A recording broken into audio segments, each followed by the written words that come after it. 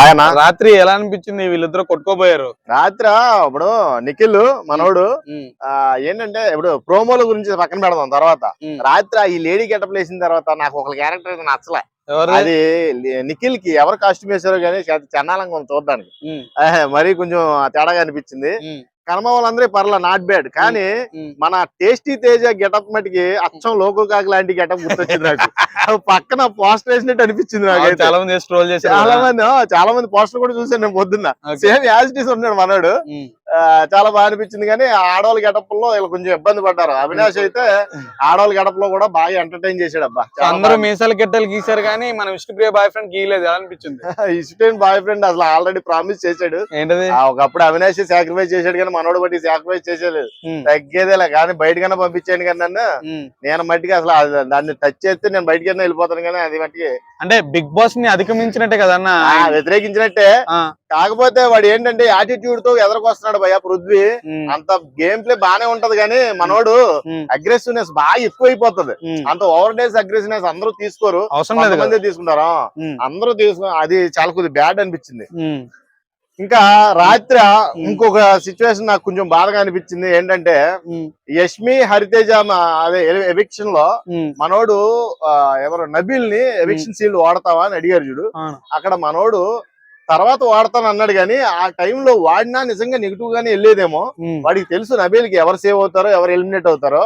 హరితేజ మీద పగ అక్కడ నబీల్ కి ఇంకా పోలేదు అనిపించింది నాకైతే. ఆ పగ వల్లే ఎవిక్షన్ సీల్డ్ నెక్స్ట్ వీక్ వాడతాను సార్ అని సింపుల్ గా చెప్పేశాడు.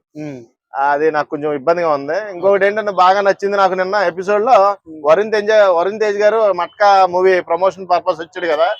రాగానే మన అందరి గురించి మన పవన్ కళ్యాణ్ గారి గురించి మాట్లాడడం నాకు అవన్నీ కూడా బాగా అనిపించినాయి. ఇంకోటి ఏంటంటే టేస్టీ తేజని నాగార్జున గారు ఎంత డిమోటివేట్ చేసినా మన వరుణ్ తేజ్ మట్టికి చాలా ఎంకరేజ్ చేశాడు. ఆ డాన్స్ చేసినప్పుడు కూడా చూడలేకపోయాము సార్ అన్నట్టుగా వెనక్కి తిరుగుతూ ఆ ఎక్స్ప్రెషన్ టోటల్ గా టేస్టీ తేజని బాగా లైక్ చేశాడు ఆయన. నాగార్జున గారికి ఏంటి ఎక్కడెక్కడో నీకు తగిలినేమో అనుకున్నాను అంటున్నాడు. అంటే ఎక్కడెక్కడో అంటే అదే కదా. ఏంటా నాకేం తగలేదు సార్ అంటే అవినాష్ అన్ని అంటాడు. మళ్ళీ ఆడికేం తగలవు సార్ గ్రౌండ్ తగులుతాయి. అది బాగా అనిపించింది.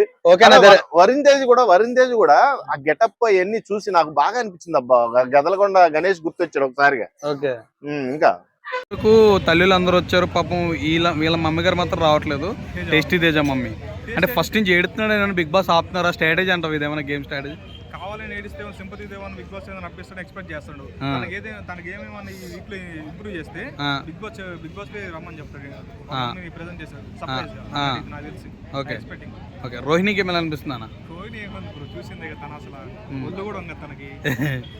నన్ను ఏదో ఆడుతుంది, ఏదో లోపలికి పిలిచారు కట్టేస్ట్ గా ఏదో మనపై తింటున్నావా, ఏదో చేస్తున్నావు, ట్రై చేస్తే లేకపోతే లేదు, అంతకుమించి ఏం లేదు. మరి వాళ్ళు తెగ ఫీల్ అయిపోతున్నారు కమిడెన్స్ ని మనల్ని టాప్ లో ఉన్నవర్రా అని చెప్పేసి. వాళ్ళంతా ఫేక్ అంటే లోపల ఒకటి బయట ఒకటి అన్నట్టు. లోపల ఒక మాట బయట ఒక మాట అంతే, అంతకుమించి ఏం లేదు. Okay, thank you.